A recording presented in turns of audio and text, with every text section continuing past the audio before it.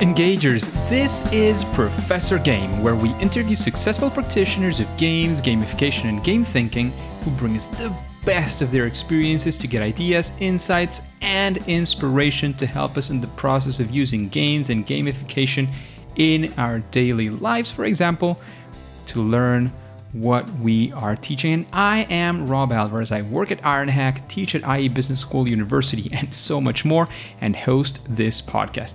If you have an extra second, please go ahead and subscribe for free to our email list at professorgame.com/subscribe. Engagers, I just wanted to make a small prelude to this episode because I did realize during the interview that the guest, I'm going to be completely honest, he was not what I expected him to be in the sense of what his knowledge was about, what he was going to sort of dive deeper into. However, I then, of course, listened to the episode myself, and this I discussed as well with Michael, that I was going to listen to the episode and see the perspectives. And, to be honest, I think there is an interesting message here as well. I do think that there are things that he mentions that, also need to be discussed as well. And especially, I think it's a fresh perspective for us as engagers, for us as in this world of gaming and creating systems and gamification and games-based learning and games-based solutions. I think they're having sort of these different aspects to look around and these sort of deeper reflections and this thing of understanding, sort of self-awareness in the best of senses. I think it could be an interesting episode. So again, bear with me. This is going to be a very different episode. So you have been told this in advance. And yes, let's be excited and listen to this episode with Michael. So engagers, welcome to another episode of the Professor Game podcast. And we have Michael with us today. But Michael, before we take off, are you prepared to engage? Of course. I'm human. Let's do this because we have Michaell Magrutsche. Does that sound right? Yeah, perfect. Who is an Austrian, Californian, multidisciplinary artist, speaker, educator, and author. And he works on raising awareness of our limitless human potential and its wisdom.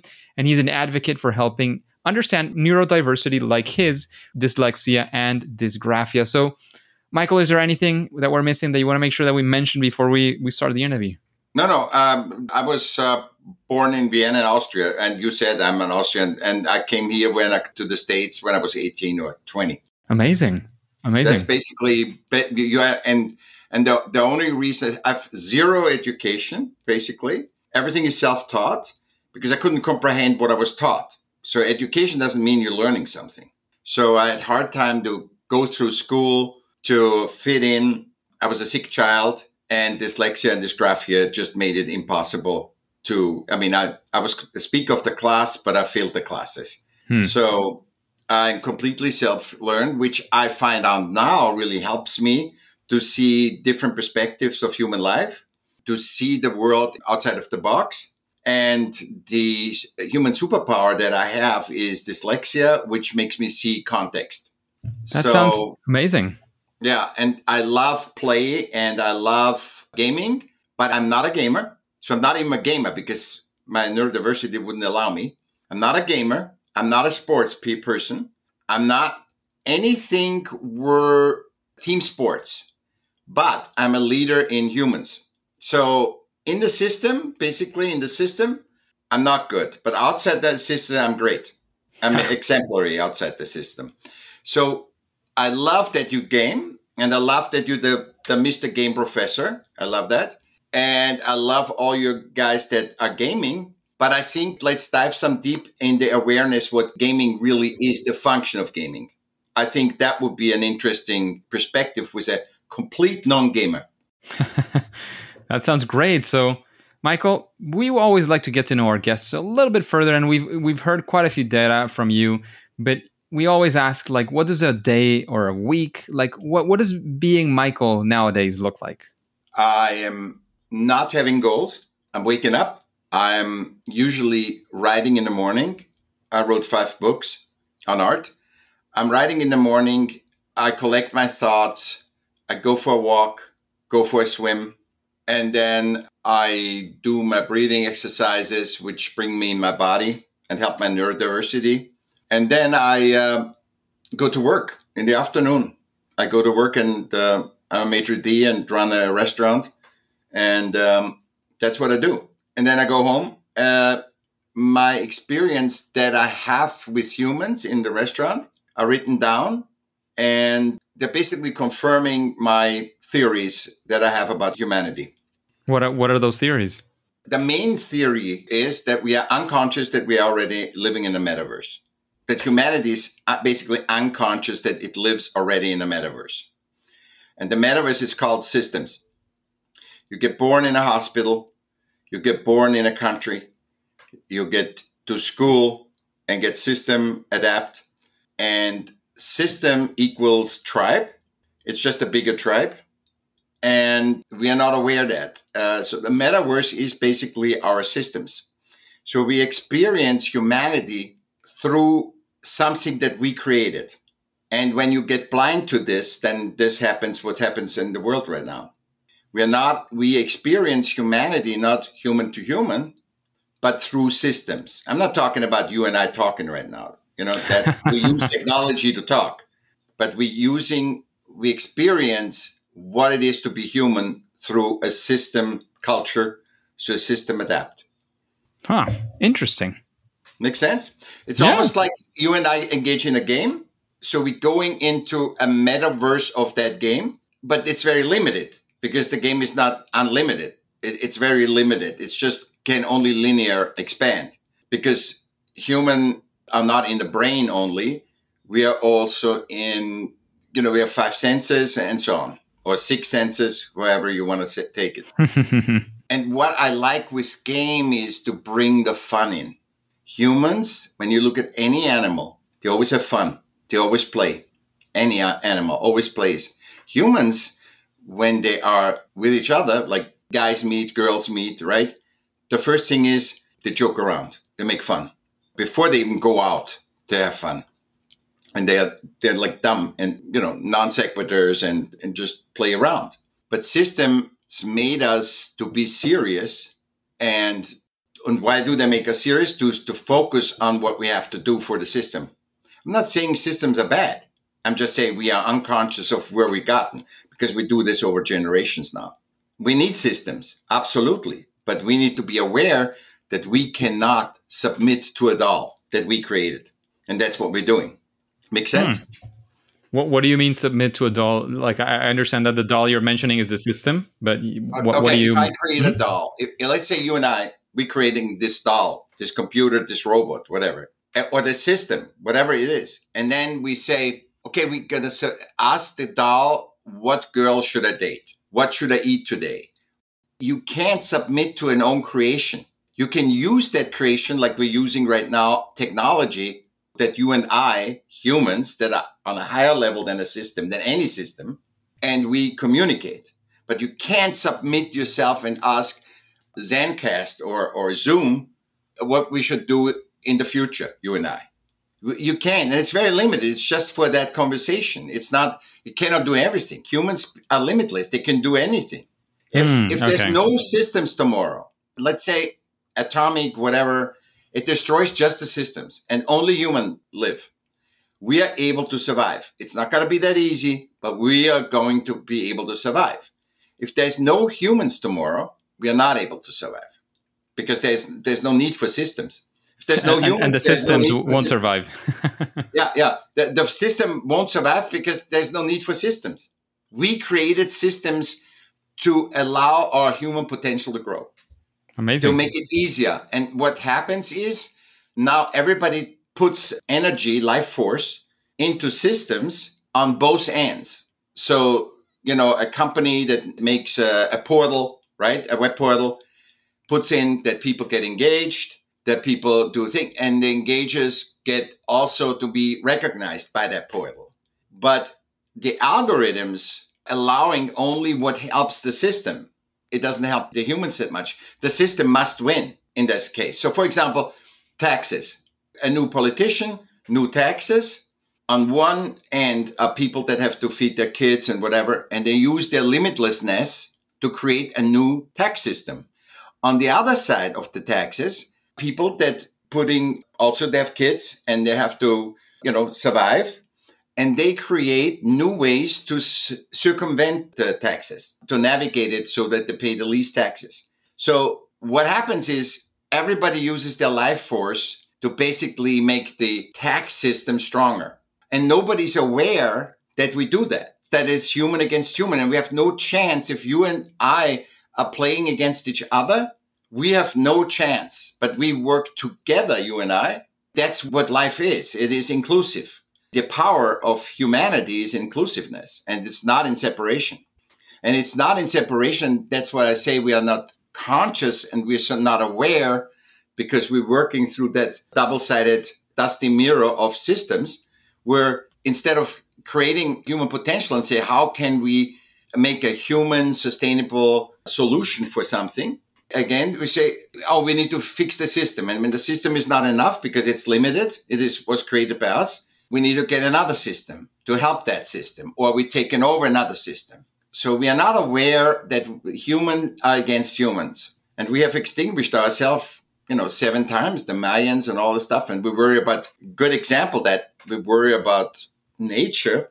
Nature doesn't care about. It just grows over us. If we dead to tomorrow, humans, nature just grows over. And I think that a sad thing is that humans have no value. Look at this. We submit ourselves to what system value is. It's the finance. How good of a system navigator you are, that's your value. You could be the worst human in the world. And there is no such thing, because when you exist in nature and we are part of nature, you're valuable. And we give that up. And that's what I call submitting, where we say, okay, you, Rob, are valuable because you have a podcast, you're a system navigator, you're a podcast, you're a teacher, whatever. That's why you're valuable. No, you're valuable because you exist. You're system valuable as a podcaster, as a teacher, And this distinction we don't do in art. And that's what I learned from art. Because in art, it's all about the product, because the product is system friendly in the art business. But the creation of art, which is really the power, is totally ignored. Nobody's aware of it. What do you mean by the power of art? The power of art is in the creation. If you say, what is the value of art? The system value of the product is in the product, right? In the painting, in the music, in the piece of, theater. But the real value for human outside the system is in the creation process. That's where you get self-esteem. That's where you find your weaknesses and your strengths when you create. I mean, you created this podcast. Wasn't the creation phenomenal self-awareness for you? And while you're going through the process is what gives you value. It's not just the information that we talk. You are a different person than when you started that podcast. And that's the value. And we're not looking at humans because we're not valuing ourselves. Because we say we rather have a system value than human value. And talking about humans, and you're there saying, what's the value that we have and how we interact and what's all about the system. What would you say is sort of, if you were thinking of creating something for not the system, but for humans, right? So you're thinking of the humans deeply and you're understanding them as best as possible. Mm-hmm. What would you create for those humans? I would leave the system as is, but I would change the awareness. So there's nothing to do. There's no steps. So I want to get gamers, so for example, being aware that they're training their system adaptability and that it's unbelievable. Gaming has exquisite human advantages. But as long as you are aware, and also that when you're gaming, you stay in your body and you're not getting out into the game, because that can happen. Because when you're so much, taking this for real and your self-confidence and self-awareness comes through the game, then you forget your humanness. And I think you're a better gamer when you are in your body and you are in the moment and you say, I'm with all my senses engaging in this game. And I can be aware. This is not a practice or anything. I can be aware that it's me that's most important, that plays this game to get more awareness, more human awareness, to be a better gamer. I don't know if you get what I say. I mean, does that make sense? Yeah, you're saying that people are playing more than playing. They should be made aware of the fact that they're still humans and so on, so that Exactly. They can actually become better at whatever it is that they're doing. Yeah, they can be more human. Use gaming, use anything, whatever do, your job, whatever. Use the system because the systems haven't changed. So humans have to start. Use the system to expand your human uniqueness because you have one DNA, one of one. And that's your superpower. So you find your superpower through gaming, through a job, through whatever. Till we can pivot systems that they are human adapt, not that humans are system adapt. Because if systems are human adapt, they are exactly what they are for. You create a tribe to be safe and secure, not to be stressed, not to be don't know what to do. You're just lost in social media and whatever. You're lost in social media because you have a DNA drive that says we are herd animals. We want to belong. So when society, which is a system, is upset that young kids are gaming, young kids are on their phone, that defeats the total purpose. Instead of making them aware, why you're on the phone, you're not addicted. You're on the phone and you're gaming to have the social experience, the tribe experience. And that's a safe space where you can have that. Dungeons and Dragons or whatever you guys play. It's a safe place where you can interact as humans. And you're not aware of that. You're putting too much on the Dungeons and Dragons. And that's what I observe with gamers, friend gamer, that game. You can really milk gaming. You can really milk your job. You can really milk the internet and social media if you do it for your expansion, for your awareness. There is, because you were saying about sort of being absorbed in a game, and there's also sort of theories as well around, for example, the theory of flow, right? When you're, the challenge is good enough or strong enough so that you, for your skill level, and you feel like you lose the sense of time and of other things happening around you because you're so focused on the task that you're doing. And this is something that games tend to be pretty good at doing, right? Getting people in that zone of, being very focused, and that skill, goes growing little by little. And you get to that place where you are completely engaged with whatever it is that you're doing. In this case, it is a game, right?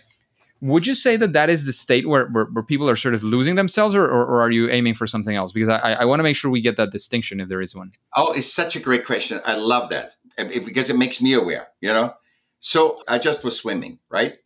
I was thinking, what if I'm not looking at the end to get to that fast, but I'm focusing just in the moment in my body and to do the most effective that I do. And it was very revealing. I think I was faster swimming in the moment, focusing on my swim than looking for a target.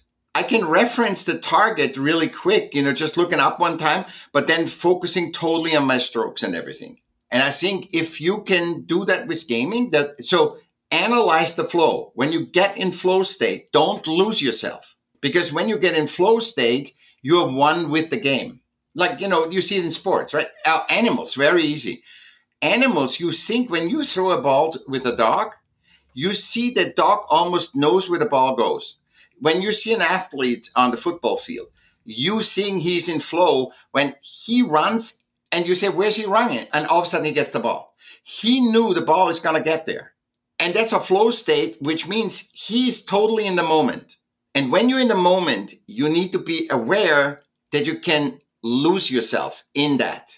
And you need to always be grounded in your body because your body is the vehicle, the interface to whatever you do, to a game, to a sport, to a work. And you need to make sure that you don't lose yourself because you can't get back in. That's why so many near-death people have a hard time getting back into the body. And I know this because I'm neurodiverse, so I'm always out and in of the body. So I have to really focus to be in the body. Interesting. So, Michael, we're getting into many topics which are super interesting, and you seem to have quite a knack for the side of the side of art, right? Yeah. And it sounds like you have used art for multiple things, right? Not just the creation itself. Yes. Yeah. What would you say are those things? Like what does art serve in your case? The art, what art is, everything that we talked about, I learned through art. So what basically art is, you have an inspiration. Like you see a color, you hear a sound, you contemplate on a, dragonfly, for example, on a word. And that is engager, a trigger for your passion. It's not a logical thing. It's just, why am I liking this color? There's no logic to that. You know what I mean? So you feel that color as a painter, and you have the white canvas. And this is where the flow happens. The white space is always more important than what you put on it. So you have a blank space. And because you have a blank space, you can put that color on it. And as soon as you put that color on it, your perception of that color changes in the relation to space, to the white. And then you look at that, and all of a sudden you get another color, you get another shape, you get all this stuff. And then there comes this critical pivot point where your creation gets alive. And I think perhaps that's with the gaming too. It becomes its own life. So when you guys start a game and then the game gets to a certain state, you cannot do choices that you would have made at the beginning. So you make different choices, and the game, the sport, the painting requires you to do certain choices. It got its own life. You created life. And that's why I think it's like almost a godlike feeling. You created something that gets its own life, where you couldn't put a red dot in this place, or you couldn't make that move in the game.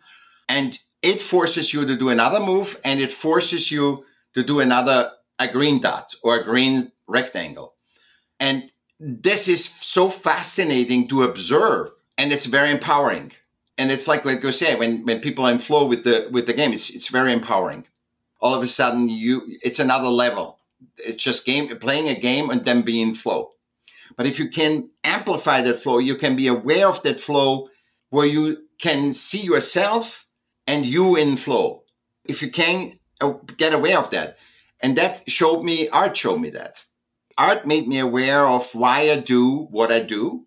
And I started the self-aware art movement in 2015 in Laguna Beach, which allows artists to say, it makes them research and feel and sense why they're doing what they're doing, and then explains, verbalizing their process to others so they understand it. And that's what I basically do here right now with you. Sounds amazing. You're basically doing all those things at the same time. And was there, like, have you ever, because you've said many times that you wake up and you don't have a sort of a target, an objective, right? Has there ever been a time where you said, I want to do art because, or to, sort of having an objective there? Of course, I'm system conditioned like you and everybody else.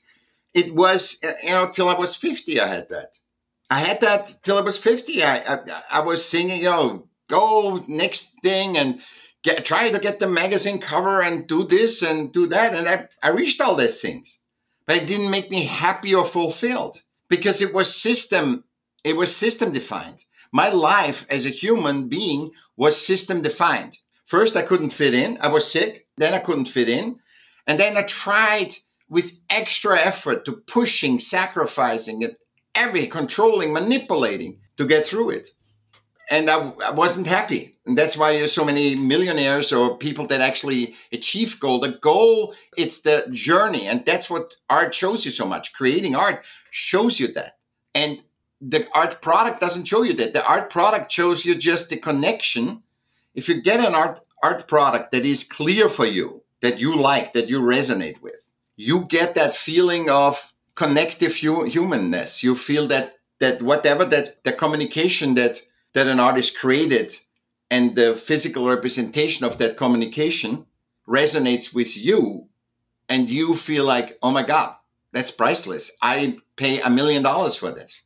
Priceless. That's always something you want to hear, right? Yeah. No, because that's Definitely. a human thing. Priceless is that what a human is. And I think play is so important. I never would want to tell you guys not to play. Play is an essential human trait. Like cuteness is great. And you see all these things in games, cute little games, cute little things. That's all human. So basically, you use the system to be human, which is absolutely okay if you're aware of it. and you're not getting lost in it. Sounds great. So, Michael, thank you very much for sharing this time, investing this time in this interview and the engagers who, at least will definitely have a completely different episode than they have usually, which is a good thing. Every now and then we also like to sort of break the mold in many ways and hear what's out there in the world. But Michael, before we take off, before we say it's game over for today, do you have any final words? Let us know, please, where we can find out more about what you do, about your work, and then we'll say that it's game over. Yeah. You can reach me on the michaellm.com, which Michael with 2 L's, michaellm.com. All my socials are there, or want to connect. I would love that we stay connected, and about the consciousness, and then also what we can do, because if we are conscious about gaming, then we know the human values and we can verbalize the human values that gaming gives us. And then it's probably more accepted by humanity and all the systems too. When we're not just saying, oh, those stupid gamers or those stupid artists, it's always that, whatever we don't understand and doesn't have great system value, we try to, ignore. So I would love to work more on the consciousness, and I don't have to be a gamer, What are your problems and why do you have those problems? And solving them on a human consciousness level. So with wisdom, not just with more systems, because when you have problems in systems and you use the same ingredients that the problem has, the solution will have the same problems, and it will just amplify it will delay the stuff that is not happening, but it will just make it bigger, which we see now everywhere because we see the consequences of that.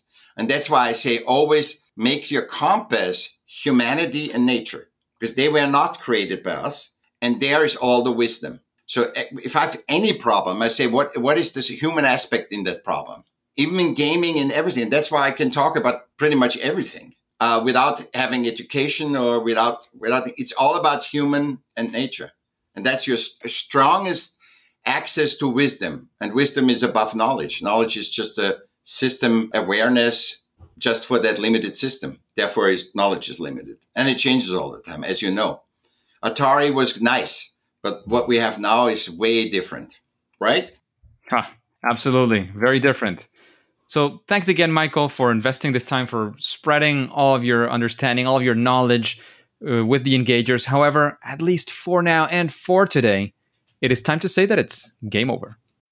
Engagers, it is absolutely fantastic to have you around. And as you know, this podcast is made with a lot of love, a lot of hard work, especially for each and every one of you. So I would suggest if we can go ahead and connect on Twitter, especially after this episode, which, as I mentioned at the start, is a different episode to what you're probably used to. Let's discuss it. I want to hear your perspectives. I want to read your perspectives, whatever it is that you want to do. So you can find me on Twitter as Rob Alvarez B. There you can find other of my handles. You can also subscribe to the email list and send me an email. Whatever it is that you want to do, let's connect, let's subscribe. I want to hear it from you. What do you think of this episode? What got you excited? What could be improved? Let me know. Let me know what you are thinking. So as always, I'm sharing content on gamification, especially on education, on Twitter and all my media.